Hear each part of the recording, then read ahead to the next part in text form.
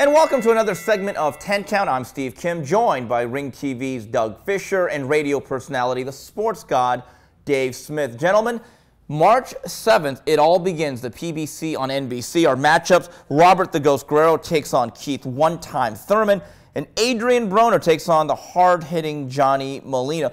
First of all, a lot of ballyhoo about the PBC and Al Haymon bringing boxing back to network airwaves. Do you think this is the type of card that needed to kick off this series? I think this is a good card. I mean, those are two good fights. Thurman and Guerrero is a really good fight. As much as I love Keith Thurman, this isn't going to be an easy fight to win. Now, I think Broner will take John Molina a little bit easier because he's lost, what, 4 out of his last 7, including a first-round knockout. But this is a good show. Credit to Al Haymon. Say what you will about him. He's bringing boxing back to network-free television. And this is a good show. I mean, to start it off on March 7th, I mean, it's a really good show. It's a good event.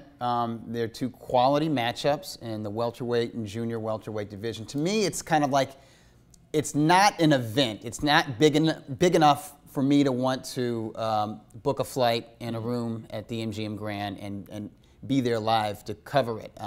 But it is a fight that I'm anticipating, a doubleheader that I'm looking forward to watching on TV. And I think the matchups are such that it's not just competitive, but I think entertaining. I mean, with Keith Thurman, you have an athletic boxer-puncher who can use the ring, good hand-eye coordination. Technically, he has some holes, though, against a rugged grinder with better experience, but a guy coming up from weight, but maybe has better offensive technique. And as a guy who, you know, he gets into dogfights. He finds himself in tough fights when he has a willing opponent, and you have to imagine Thurman's going to be willing. And Broner, you got a very talented sort of boxer puncher against a pure puncher, a guy who's going to go out there and look for the knockout and really believe in his power. This may surprise you guys. I might as well go on the record right now.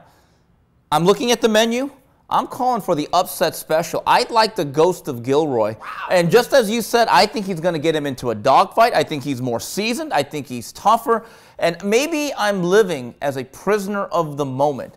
The way Thurman did not want to stick his nose into the pile with Leonard Bundu, who could not punch his way out of a paper bag, like Max Schmeling, Dave, I see something. Steve, I see something. But Steve, Bundu was a guy who was a cutie. He was tough and rugged. But he was also a cutie. He was a guy who could move and switch stances from southpaw to orthodox.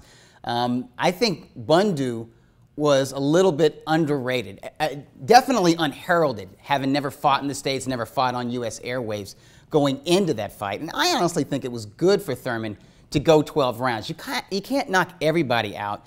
And he doesn't have a lot of fights, doesn't have a lot of championship experience. I think it serves him well to go 12 rounds. But I agree with you. If Thurman thinks he's going to go in there and just behead the Ghost, he will fall into that trap. But, you know, I was very close. I was ringside for Robert Guerrero's last fight against a Japanese fringe contender / gatekeeper, Yoshihiro Kamagai. Boy. I thought that was a closer fight than the official scorecards indicated. And I thought it was a grueling fight that may have taken something away from the Ghost. Let me ask you guys a question, though, first. Thurman wins and looks impressive here on March 7th. Nobody wants to see Guerrero and Floyd again. That was a one-sided fight. No, we didn't want to see it the first time. Thurman looks impressive. Floyd gives Manny the boxing lesson that I think he's going to give him. Maybe a rematch isn't in the cards.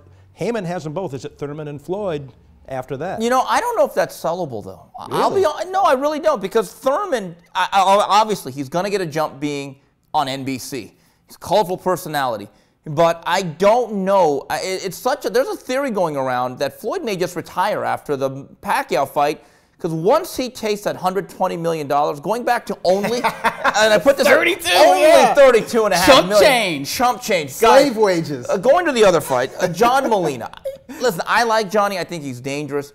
But unless Broner has a complete meltdown and overlooks him, unless he has that one lucky lottery punch, I just can't see Molina upsetting the apple cart. Tough guy, good fight, but as I said, he's lost 4 out of the last 7, including a first-round knockout. He's not going to win this fight. Yeah, I think it helps Molina that he's reunited with Joe Goossen. I think Goossen does get the best out of him. He does have the proverbial eraser. He can punch at 140 pounds, and I think he's sturdier at 140 pounds than he was at 135 pounds. But one of the underrated traits of Adrien Broner is that he's a tough guy. Yeah. Adrien Broner got hit with everything and the kitchen sink for 12 rounds against Marcos Maidana. And yeah, he was dropped twice, but he got up and he fought. He's a tough, tough guy. Yes, he's fast. Yes, he's talented. He has a good feel for the ring. Actually, his boxing skill and technique might be overrated. Yeah. His toughness and durability and his willingness to fight might be underrated. Molina, I was there ringside, you were there ringside.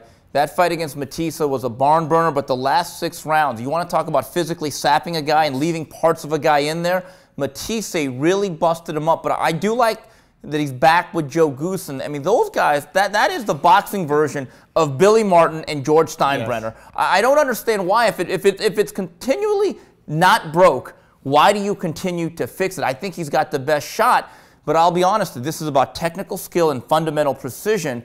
Broner gets every single check mark in that department.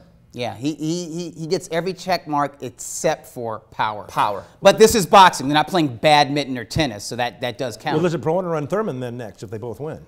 I would see that's the next question. After these first generation of PBC fights, and we're already getting Garcia-Peterson, a matchup that I like, even though it's at 143, I want to see, is Heyman under the gun now to make these type of matchups, which quite frankly, he was not last year. But I agree with you guys. March 7th, I think they're off to a very solid start. All right, well, that's it for this edition of 10 Count. On behalf of Dave Smith and Doug Fischer, this is Steve Kim saying till the next round, goodbye, everybody.